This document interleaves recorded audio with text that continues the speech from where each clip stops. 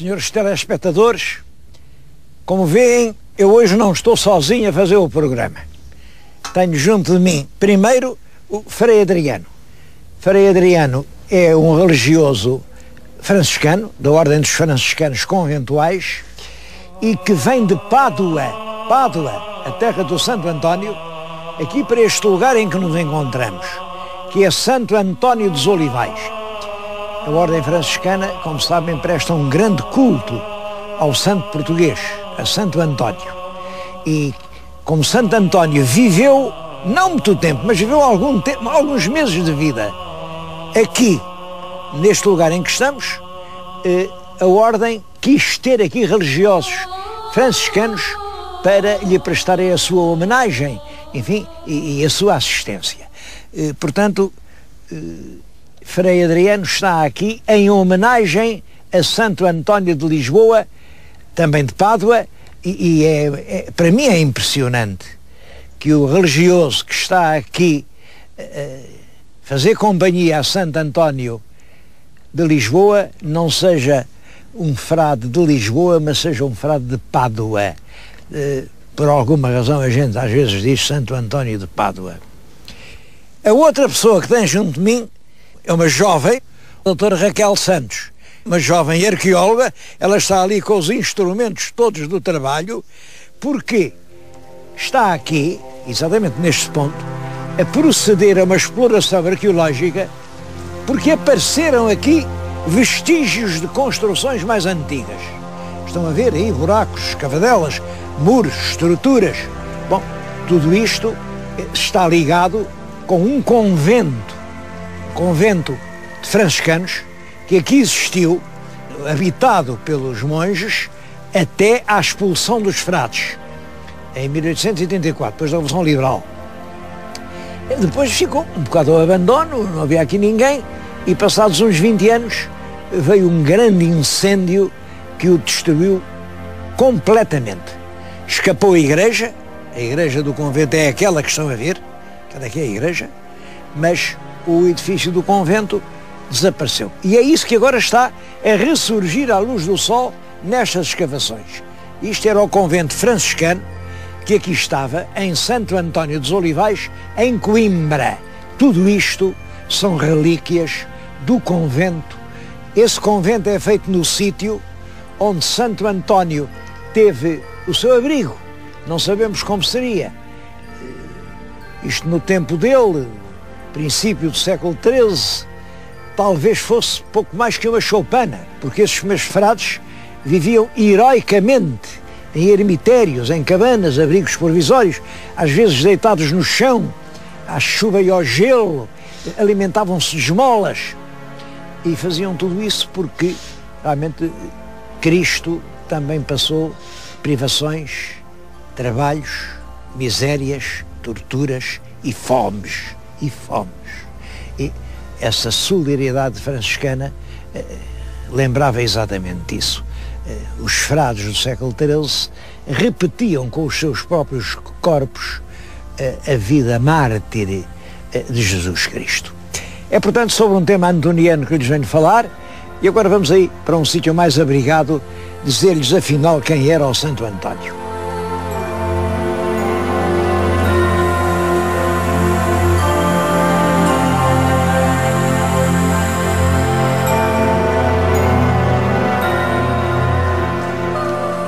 Um sítio bem abrigado do vento e do frio é aqui esta sacristia da igreja de Santo António dos Olivais.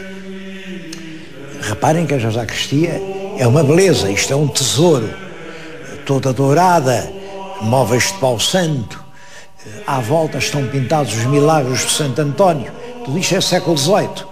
Mas eu vim aqui para dizer quem era o Santo António. Quando nasceu não se chamava António, chamava-se Fernando, o nome dele era Fernando Martins. E era de Lisboa, esse ponto é certo. Ele nasceu em Lisboa. Não sei onde, e acho que ninguém sabe, aquela lenda de que nasceu lá na igrejinha de Santo António da Sé, isso é uma lenda. Nasceu seguramente em Lisboa, fez os primeiros estudos ali mesmo, na Sé, estive ali até aos 15 anos, isto conta a vida dele, Depois dos 15 anos, esteve 2 anos em São Vicente de Fora, que também era dos monges de Santo Agostinho, portanto 15 e 2, 17. E depois resolveu vir para Coimbra, para Santa Cruz de Coimbra, que também era dos monges agostinhos. Aí já era um lugar de altos estudos. E é em Santa Cruz de Coimbra que Santo António completa a sua formação cultural. Ele era cônego da Igreja de Santa Cruz de Coimbra.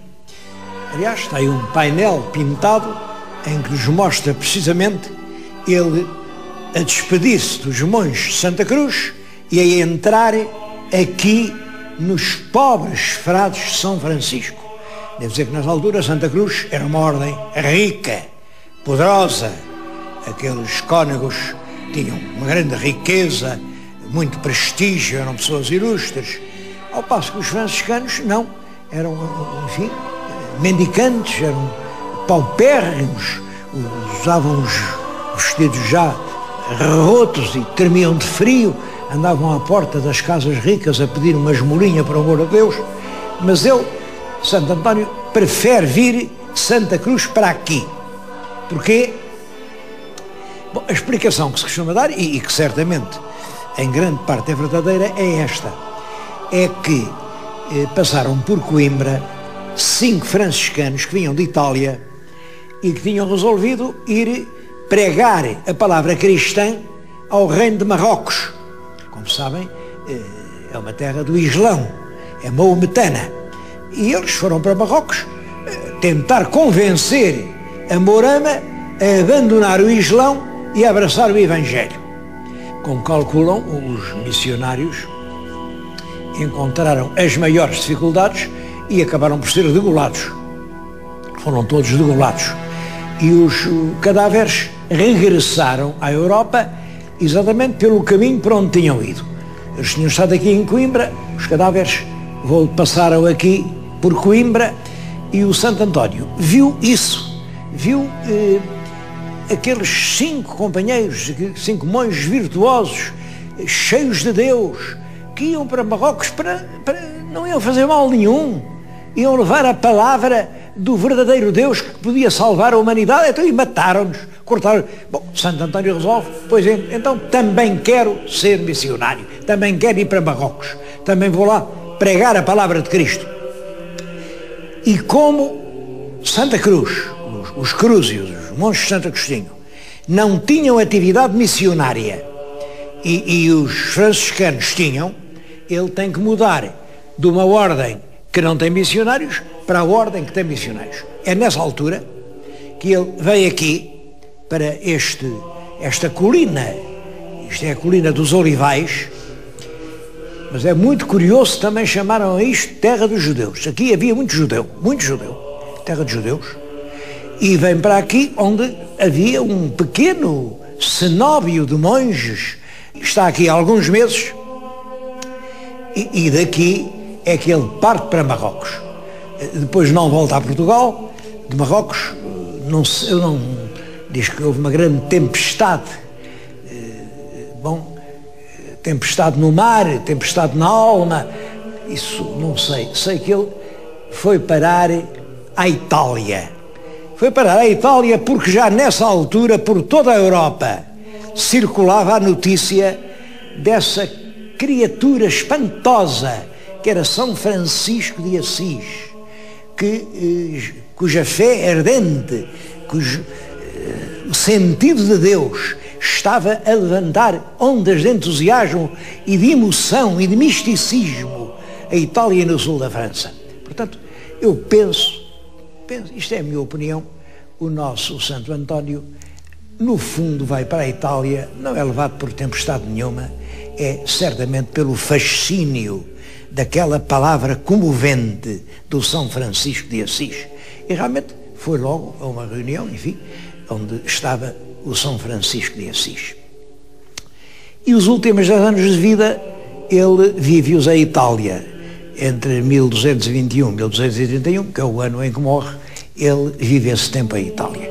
É o tempo em Itália e em França, porque ele pregava, nessa altura o sul da França estava minado por uma grande heresia dos albigenses e o clero fiel a Roma tentava convencer essas regiões da França.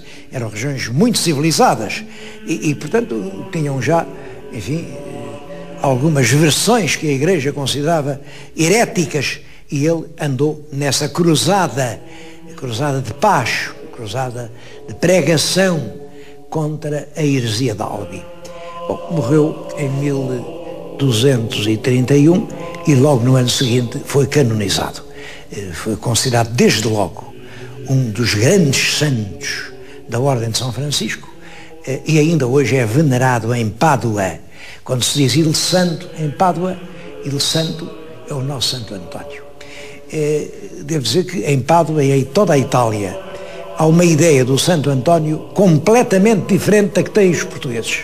Para aqui o Santo António, a véspera de Santo António, é bailaricos em Alfama, é os manjericos, é as moças que querem casar, é as cantarinhas partidas, é aquelas garotadas todas. Pelo contrário, em Itália, a morte de Santo António é festejada de uma forma dramática. Aquilo parece uma sexta-feira santa. É realmente a emoção, a respeito por a memória daquele homem que praticamente morreu no púlpito, extenuado, durante toda uma quaresma. Todos os dias ele pregava contra os pecados que elas estavam na Itália, contra o luxo, contra a injustiça, contra a desumanidade, e essa pregação de manhã à noite acabou esgotando e ele morreu praticamente a pregar aos povos aquilo em que ele profundamente acreditava, e foi logo considerado um santo. Há aqui um ponto que é importante, é que durante muito tempo se disse que ele morreu com 35 anos, morreu muito novo, porque tinha nascido em 1195. Ora bem, este ponto é importante. Isto parece que não é, mas é. Quando se fez 750 anos da morte, portanto no ano de 1981, em Itália, pediram autorização ao Papa, abriram a campa dele e médicos especialistas fizeram o exame meticuloso de todas as partes do corpo que ainda estava na campa. Aliás, estava o corpo quase completo. E puderam medir com rigor a idade daqueles despojos e concluíram que ele não tinha nascido em 1195, mas sim 4 anos antes, no mês de setembro de 1191. Isto é importante por uma razão, é que isto antecipa 4 anos, todas as datas, 4 anos a ida para São Vicente, depois 4 anos a vinda para Coimbra, depois 4 anos a vinda aqui para o... Bom, tudo isso é antecipada. Daqui para os Olivais não, porque ele sabe-se para aqui só veio depois de chegarem as ossadas dos mártires de Marrocos, e isso realmente foi em 1220. Portanto, ele esteve mais 4 anos do que nós julgávamos em Santa Cruz, e provavelmente é isso mesmo o que faz que ele tenha uma extraordinária formação filosófica. O nosso Santo António deslumbra os frades da ordem franciscana com a erudição, com o seu conhecimento do Evangelho. Olhem, já no século passado, o Papa Paulo XII deu-lhe o título de doutor da Igreja. É o doutor evangélico, exatamente porque era um homem extremamente sabedor das Escrituras. As mais antigas estátuas de Santo António, como esta, por exemplo, que está atrás de mim, não o representam com o menino, mas sim com o livro das Escrituras, do qual ele era doutor. Ora bem, e isto traz-me a um ponto curioso, Santo António estava aqui em Coimbra quando morreu el rei Dom Sancho I, e quando subiu ao trono o rei Dom Afonso II.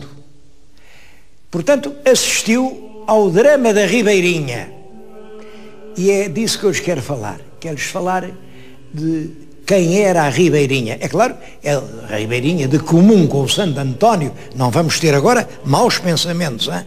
A Ribeirinha era uma mulher lindíssima, uma mulher que emocionou todos os poetas do seu tempo, mas o Santo António não era poeta, era santo, e que passou à história como a mais bela mulher do século XIII. Bom, ela fascinou profundamente o próprio rei, vivia na companhia do rei, chamavam-lhe a mulher do rei, de quem teve 6 filhos, esteve no funeral do rei, em Santa Cruz, na altura em que o Santo António era cônego em Santa Cruz.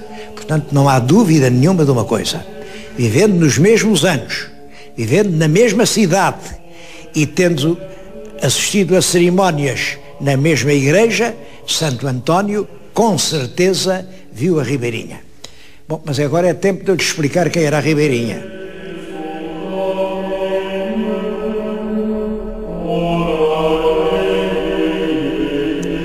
O nome verdadeiro era Maria Paz, Dona Maria Paz. Ela deve ter nascido mais ou menos pela altura em que nasceu o nosso Santo António. Também cerca de 1190, 91, eles seriam da mesma idade. Ela era da primeira fidalguia do reino, era filha do Dom Paio Muniz. Olha aquele Martim Muniz, que dizem que morreu entalado nas portas do Castelo de São Jorge, quando o rei Dom Afonso Henriques quis tomar Lisboa. Esse Martim Muniz era irmão dela, e era dos grandes fidalgos portugueses. Portanto, era uma dama de alta nobreza. Era muito bonita realmente, há muitos poemas nos cancioneiros sobre ela. Parece um poeta que diz: Minha Senhor branca e vermelha. Branca e vermelha significa realmente, tinha um tejo muito branco, o que era considerado nas alturas um grande sinal de beleza, e vermelha não sei bem o que seria, ou seria corada, ou seria ruiva, não sei o que era. Bom, a verdade é que ela dominava o Paço, vivia no Paço, aqui em Coimbra, viveu aqui vários anos, deve ter ido muitas vezes já a Sevilha, muitas vezes. Era ali os lugares do culto onde o rei ia muita vez, e ela é quem acompanhava o rei. E chegou a ter uma importância tão grande que o Papa, em Roma, ouviu falar nela e mandou um breve para o rei a mandar que a expulsasse do seu palácio. E chamava-lhe feiticeira. Corre lá do teu palácio com essa feiticeira, com a qual te vais aconselhar todos os dias. Também não sei o que é que quer dizer este aconselhar todos os dias. É possível que realmente ela tivesse um grande ascendente no ânimo real e que governasse o país. É possível que o conselho fosse de outra ordem, não sei. De qualquer maneira, é a mulher que domina os últimos anos do reinado del rei Dom Sancho I. Mas o rei Dom Sancho morre. Morre em 1211 e aqui em Coimbra. No testamento não se esqueceu da Ribeirinha. Deixou-lhe Vila do Conde com todo o seu território. Isto era um verdadeiro condado. Bom, e até há uma forma, uma expressão que ele emprega, diz que lhe faz essa dádiva como preço do seu corpo. É uma expressão que hoje nos surpreende, preço do seu corpo. Bom, temos que nos lembrar que a poligamia era ainda muito corrente. Restos dos costumes islâmicos e toda aquela gente tinham muitas mulheres, isso não era coisa que ofendesse ninguém. Bom, mas há um outro pormenor de que os historiadores da nossa Idade Média não têm dado grande relevo e que me parece que é importante. É que o rei Dom Sancho morreu leproso. Toda a gente sabia que o filho, Dom Afonso II, o Gafo, morreu leproso, mas que Dom Sancho também morreu desse flagelo terrível. Foi descoberto, não há muitos anos, por um ilustre historiador da Academia de História, Dr. Montalvão Machado, que publicou um trabalho em que isso fica demonstrado sem sombra de dúvida. Era uma doença horrorosa que inspirava o terror de toda a gente. Portanto, a Ribeirinha viveu todos aqueles anos e amparou a agonia dolorosa do rei leproso. Bom, depois dos funerais, ela ia de Coimbra para as suas terras de Vila do Conde, mas quando passava ali no termo da Anadia, no lugar que hoje se chama, creio eu, Avalanche do Caminho, ela ia acompanhada por um séquito de fidalgos, por um irmão, também era um grande fidalgo, um grupo de cavaleiros, mas salta-lhe ao caminho um outro cavaleiro muito importante, o Gomes Lourenço Viegas, que era bisneto do Egas Muniz, também um homem da primeira nobreza portuguesa, e também acompanhado por uma série de guerreiros. Salta ao caminho, trava um combate com a escolta da Ribeirinha, dá uma espadeirada no irmão, deixa-o quase ali gravemente ferido, e agarra na Dona Maria Paz Ribeira, monta na garupa de cavalo dele e a galope foge e vai para o Reino do Leão. Bom, é claro que isto é um escândalo, como deixa de ser o rapto da Ribeirinha. A Ribeirinha, que já não era muito nova nessa altura, com certeza, nessa altura ela já tinha tido 6 filhos do rei Dom Sancho. Portanto, já não era muito nova, mas continuava a fazer perder a cabeça aos cavaleiros. Bom, e ela queria voltar a Portugal, mas começou a dizer àquele novo amante, ao Gomes Lourenço: mas para que é que tu fizeste este disparate? Assim à força, saltas ao caminho, feriste o meu irmão. Não era preciso nada disso, filho. Tu sabes que de ti é que eu gostava. Tu tinhas-me dito, se me dissesses, evitava-se tudo isto. Nós casávamos, íamos para Vila do Conde, éramos muito felizes. Por que é que fizeste isto? Agora pronto, agora o rei está zangado. Mas eu não imaginava, dizia ele, coitadito. Olha, então convenceu de uma coisa. Voltamos para Portugal, vamos os dois, e de joelhos, vamos pedir perdão ao rei pelo que tu fizeste. E eu digo-lhe que vou casar contigo, tu és o homem da minha vida, para que é que estamos nesta bulha, nesta coisa, queremos ser felizes apenas. Bom, e o rapaz, levado nestas doces palavras, lá voltou outra vez a montar, lá faz um longo caminho e vem ter com o rei de Portugal, que é nessa altura já o Dom Afonso II, encontra-o ali em Castelo Rodrigo. No Castelo Rodrigo é que ele estava o rei.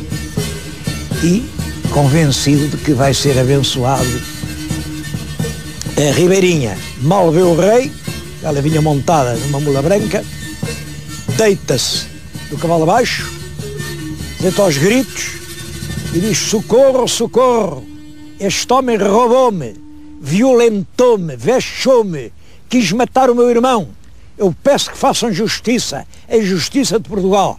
Bom, a justiça para a violação, para a violência, era a morte, pena de morte. O rei ficou admirado e perguntou ao Gomes Lourenço: o que é que se passa? O Gomes Lourenço disse: senhor, é como ela diz, eu realmente repetei, é certo, mas ela diz que vínhamos aqui para lhe pedir perdão, para nos casarmos e sermos muito felizes. O rei perguntou-lhe: isto é verdade? É verdade, diz ela, é verdade. Eu não tinha outra maneira de o convencer a voltar a Portugal, mas eu só o trago aqui para que seja feita justiça. Bom, e perante isto, o rei não teve remédio senão mandar cortar a cabeça ao pobre do Gomes Lourenço. Ainda era da família do Egas Muniz, imaginem. E ela, mais tarde, ainda vem a casar com um fidalgo galego, de quem ainda teve 2 filhos. A todo esse drama deve ter assistido o nosso bom Santo António. E provavelmente ele era dos que não concordavam com aquela feiticeira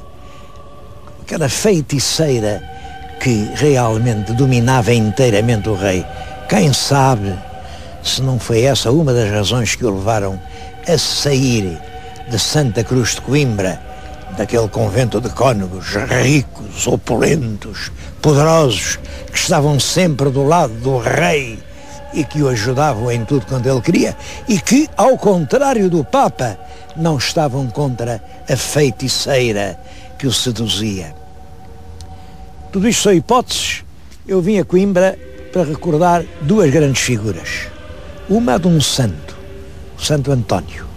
Outra a de uma mulher fascinante, a Ribeirinha, porque sem dúvida nenhuma, senhores telespectadores, por mais diferentes que tenham sido, têm isto de semelhante: nunca mais se esqueceram na alma dos portugueses.